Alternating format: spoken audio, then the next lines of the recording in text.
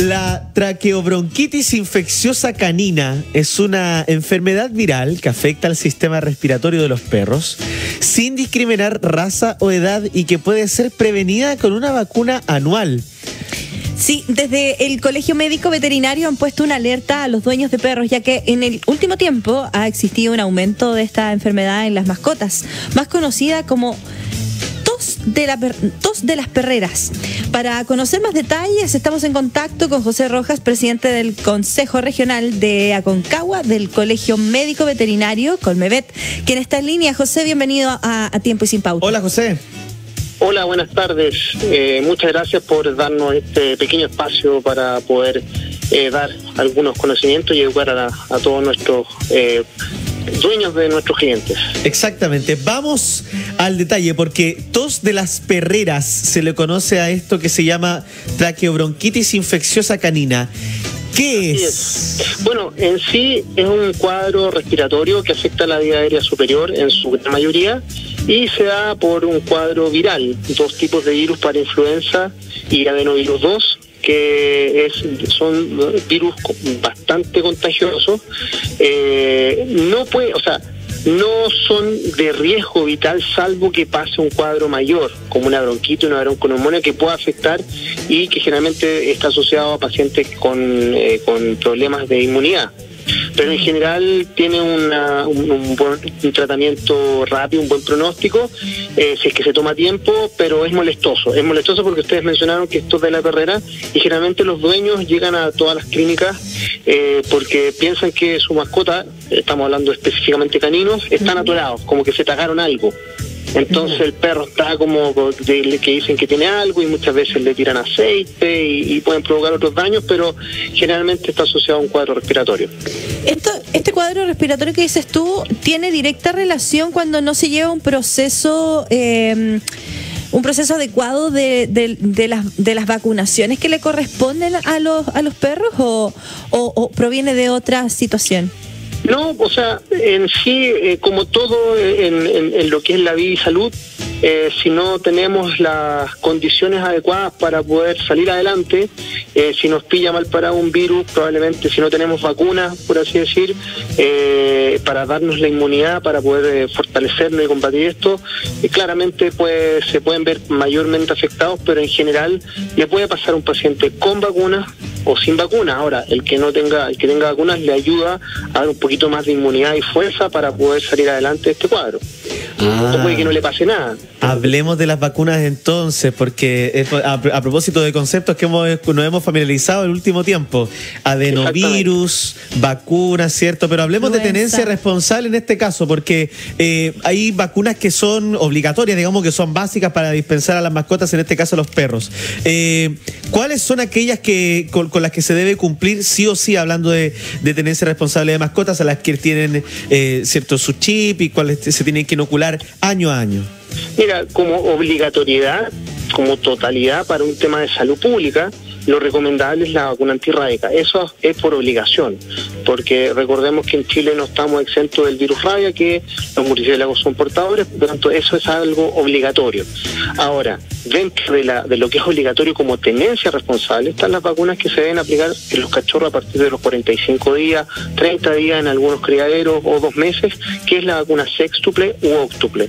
¿Cuál es la idea? Dar inmunidad a los cachorros en una cantidad de dosis, en un protocolo acorde a lo que el médico veterinario estime, y entregándoles inmunidad no solamente para los virus que estamos hablando ahora, sino que para virus que son potencialmente de riesgo vital para los caninos, como son parvovirus y distemper específicamente. ¿Cómo se puede detectar cuando estamos frente a este virus, al tos de las perreras? ¿Tiene síntomas? ¿Cómo notamos que nuestro perro tiene que ser asistido de inmediato por un profesional? La recomendación es que los dueños de mascotas siempre vienen a consulta porque piensan que el perrito se tragó algo. Ya. Eso es lo que siempre piensan, porque el perrito está atorado y no puede, y tose y trata de botar algo y bota flema. Entonces esa es como la recomendación, es que lo lleven inmediatamente si es que detectan eso, sin dar nada de nada. no hay que dar paracetamol, no hay que dar ibuprofeno, no hay que dar aspirina, no hay que dar nada, porque eso puede ser mayoritariamente más en contra de lo que piensa el dueño como tal. El tema de la automedicación es muy recurrente en el tema veterinario, ¿no? Lamentablemente sí, porque es con lo que se tiene a mano y uno en tratar de ayudar la embarra un poquito más. Porque se cree que los mismos medicamentos, erróneamente se cree que los medicamentos de las personas ya un poquitito molido, pero de paracetamol, de cualquier cosa, pero claro, son remedios pensados para las personas, para los humanos, no para los perros. Hay ciertos fármacos de uso humano que pueden ser implementados en pacientes de veterinaria, pero en las dosis correspondientes que están en la literatura. Pero hay fármacos como el paracetamol, ibuprofeno, que no están indicados porque pueden provocar un daño prácticamente irreversible, incluso hasta la muerte de la mascota, con una dosis. O sea, estamos hablando de que estamos dando 100 veces una dosis para una mascota, por lo tanto, eso también está dentro de lo que se puede decir tenencia responsable de mascota. Hablamos de las vacunas que son obligatorias, digamos, como tú nos dijiste, la antirrábica. ¿Cuáles son aquellas complementarias que, por ejemplo, pudiesen evitar o disminuir el riesgo, para no decir evitar? O sea, el complementar es la vacunación octuple o sextuple. Esas son las vacunas que viene o le va a dar inmunidad al paciente canino contra parvovirus, contra distemper, estos virus de la tos que son la parainfluencia, adenovirus 2, un virus que se llama adenovirus 1 que ataca la parte hepática y una bacteria que se llama leptospira que potencialmente es de carácter zoonótico. Zoonótico significa que se transmite del animal hacia el humano. Disculpa, esta tos de las perreras o esta traqueobronquitis infecciosa, ¿es zoonótica? No, no. Hay una bacteria, porque en sí también hay una vacuna que es nasal, intranasal, que es para disminuir, también ayuda en cierta manera a la tos de la perrera contra una bacteria que se llama Bordetella, y esa potencialmente es zoonótica. Entonces, son bacterias que muchas veces son habitantes y pueden exacerbarse ante cuadros incipientes o un aumento del problema como tal. José, cuando hablamos de tenencia responsable, ¿en qué minutos se desparasita un perro? Generalmente lo ideal es desde que antes de hacer que la hembra quede preñada, se recomienda hacer una desparasitación. Por lo tanto, ya partimos desde ahí la previa. Ya posterior a eso, se recomienda a partir de los 15 días y posteriormente al momento de la vacunación, cuando visita hace el control veterinario para lo que es vacunación, se realizan desparasitaciones y obviamente se hace una serie de desparasitaciones acorde al protocolo del ambiente donde pueda estar viviendo. ¿Por qué razón? Porque claramente un ambiente libre, por así decir, de parásitos o un ambiente digamos un ambiente de ciudad, la verdad es que es mucho menos factible tener una carga parasitaria alta versus un ambiente donde se podría decir, que no se malinterprete, pero un ambiente un poco más rural, donde hay más perro callejero, podemos encontrar una carga parasitaria más alta, por lo tanto se debe hacer un control mucho mayor. Quiero compartir contigo algunas preguntas que han llegado de parte de nuestros auditores. Nos preguntan a propósito de perros que ya están enfermos, ¿se pueden vacunar o hay que esperar? No, al igual que cuando uno se va a vacunar, lo ideal es que se haga un tratamiento, porque en sí la vacuna lo que hace no es evitar que no se enferme o que se siga enfermando. Por lo tanto, no va a ser una cura la vacuna. Por lo tanto, lo que se recomienda ahí, si está con un paciente con estas características, que acuda inmediatamente a su médico veterinario de cabecera para poder realizar el tratamiento indicado. Marianela pregunta, ¿a los gatos se les vacuna? A los gatos también reciben un protocolo de vacunación. No hablamos de gatos porque en la zona de Aconcagua, que es las provincias de Los Andes y San Felipe, hay un aumento de casos de esta tos de la perrera considerable. En vez de tener 2 a 3 pacientes con este problema, estamos teniendo entre 4 a 5 pacientes diarios. Por lo tanto, por eso hablamos exclusivamente de esto, y los gatos sí se vacunan. Se vacunan a partir de los 2 meses con una vacuna que se llama triple felina para un cuadro respiratorio, en este caso virus de rinotraqueitis y herpes virus, que afecta a la parte respiratoria, crea conjuntivitis, úlcera en la boquita, mucha mucosidad, y dentro de esa misma vacuna viene uno que se llama parleucopenia, que es de similares características que el parvovirus. El tema del chip Muchos no tienen muy claro sobre las propiedades también que tiene el insertar el chip en las mascotas. Si pudieras aclararlo también. ¿Para qué sirve? ¿Para qué sirve? El chip primero no es GPS, para que toda la gente lo sepa. Primer mito derribado. El primer mito derribado no es GPS. El segundo mito, el chip no va a provocar ningún daño en la mascota, porque en sí lo podemos llamar como el root. Por lo tanto, el root de ese paciente está en ese pequeño y diminuto chip, lo cual le va a entregar ese código para poder obtener, o para poder inscribir, porque el chip, es importante que la gente sepa que no se hagan nada con aplicar el chip en su mascota, si es que no hacen la inscripción en los canales pertinentes, en este caso Registro Nacional de Mascotas y otras vías donde puedan estar inscritos, porque claramente si yo aplico el chip a mi mascota y no lo inscribo, si se pierde, no tengo cómo poder ubicarlo.